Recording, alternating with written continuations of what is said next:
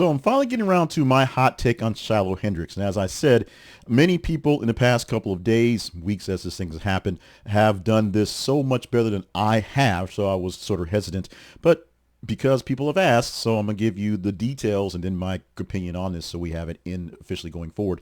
This is something we actually put out there fairly early in the actual events. And it didn't actually catch a lot of heat here for the Conversation Project. You guys didn't really engage in it, so it got missed when we looked for the stories in the day. But it's turned into a thing, a real thing, and people are now asking to talk about this one. We're not doing 100 Men versus Gorillas, but we'll talk about Shiloh Hendrix. She is a woman from Rochester, Minnesota.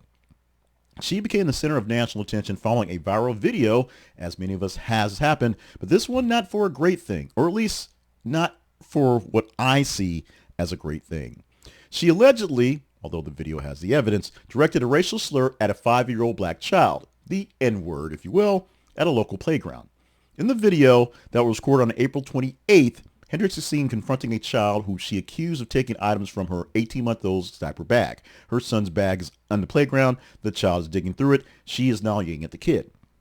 When challenged by a bystander named Sharmake Omar, who opened up his phone like all people do these days and recorded the incident, Hendrix basically defended her use of the slur at the child with the quote, "If that's what it's going to act like," which you may have heard before. When people say if that's what it's going to act like, I'm going to call them that. In response to the backlash, Hendrix launched a GoFundMe campaign, which was taken down pretty quickly because GoFundMe don't play like that, and then also launched a Give, Send, Go campaign, which helped me protect my family. Because people were going crazy about it. People were attacking her online. Of course, things going on. I'm not sure how it affected her actual home life if she lost her job going forward. But it's the Give, Send, Go. That's the real story. She claimed that the viral video led to her personal information being leaked, resulting in threats and harassment towards her and her family, which these things happen in these cases. She set a goal of $50,000 to basically take care of some things for a while. She increased that goal to $1 million as donations surged. As of today, it's at $742,000. When we talked about this, I talked about this, my wife saying, why don't you talk about this lady making $500,000 off this racial slur? It was at like $500,000 a few days past. It is growing, and she may actually hit this cap of $1 million or this goal of $1 million for this incident.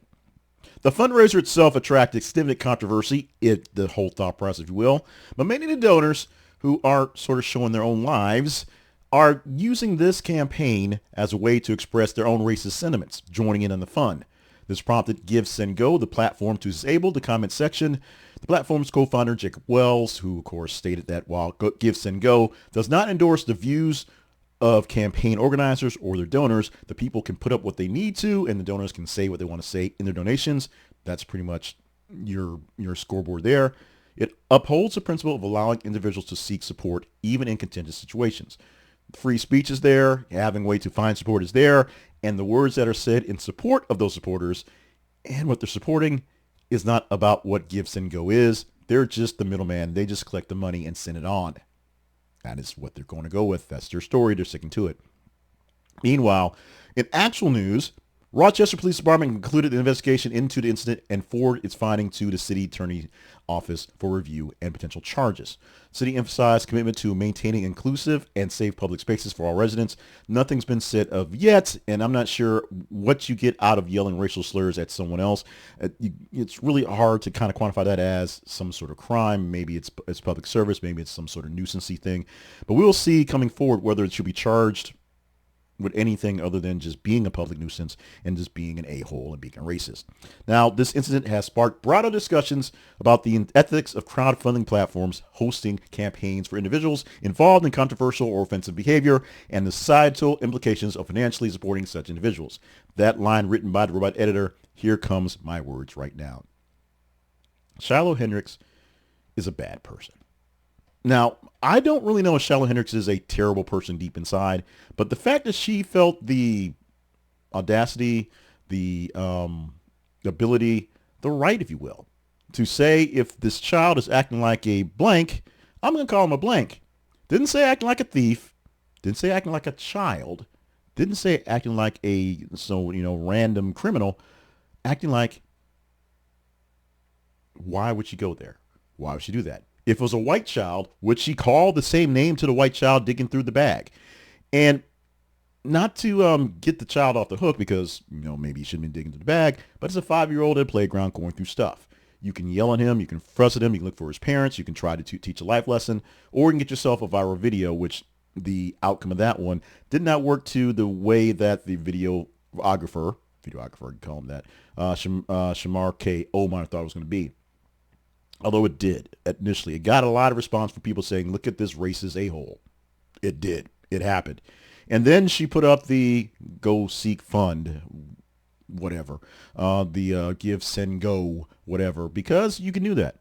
And as the person who owns the site, person who is one of the co-creators, says, they do not step in the way of anyone's freedom to give themselves a chance to earn money, get donations for a cause. GoFundMe, because of many, many issues and being in the news for a lot of things, have some limits to things and will basically kill these things pretty quickly once they realize it's gone beyond the deep end. These other ones, these side ones, they don't care. In fact, they're probably loving the actual news we're talking about them, because now we use some alternative thing for the people who get kicked off of the other ones. It's what's going to happen. But there you go. We are talking about it. We got her in the news. She's a hot take. Christine with a K, you are now happy. You can now comment directly on this video on Shiloh Hendrix and the ordeal. It's simple. She's wrong. I've said it 8 times already. A racist a-hole. I've said that. Those are words I've said. So come at me if you want to. But this is an incident that should not have happened. And you can say, well, the guy should not pull up his camera. But I'm going to say the lady should not have yelled at the kid like that. It's pretty damn obvious. So she's going to make a dividend plus some from this actual incident. So this is a case where lessons could have been learned, and they definitely aren't being learned by Shiloh Hendrix today. And next thing you know, she'll probably have a podcast. She'll probably be on with some of the big guys. She'll probably have a Newsmax show within a week or two because they think she'll have something not good to say. They think she can hold some sentences together, and they'll find out whether she can or not, or whether people care. Do I care? Not particularly. Not particularly about Shiloh Hendrix. Do I care about these incidents? Honestly, they're all silly. They're all blown out of proportion. They're all dumb. And people who get themselves caught up in these situations kind of deserve what they get because knowing how to keep your mouth zipped in the right times, right places, when you don't think people are paying attention, everyone has a camera phone and a microphone in their pockets these days. So you want to say something that you don't want out there being seen, don't say it. That being said, I don't think she cares what she got said was seen and shown to the world. I think she has no problem with the words that she says because it's something that lives in her deep, dark, black heart. It's there. It's going forward. I'm not going to say anything about her family, anything about the child. This is not about any of that stuff. And I hope that their family is a lovely family and they raise their child very well and going forward. That being said, Shiloh Hendrix is a racist a-hole. And she is. Now, as I said, you want to come at me with what you want to come at me with. Come at me with what you want to come at me with. Go for it. Please do. Say what you want to say about the issue. Say what you say about the method of ways to take care of yourself. Get the funding campaign. Say what you want to say about me. Remember, this is here as well. So, be honest. Be open. Let's keep it so that we don't have to shut the trolls down and shut off the comments for this thing for a while, because this is one that I want to get your real opinion on. This is something that's sort of underground. There's been some pops here or there before, and once they got word of what was going on with the funding campaign, they've basically stopped covering it because they don't want to advertise the funding campaign. That's what they don't want to actually do. But give me your comments. Email me at the conversation inbox at gmail.com. Let me know how this one's going to play for you.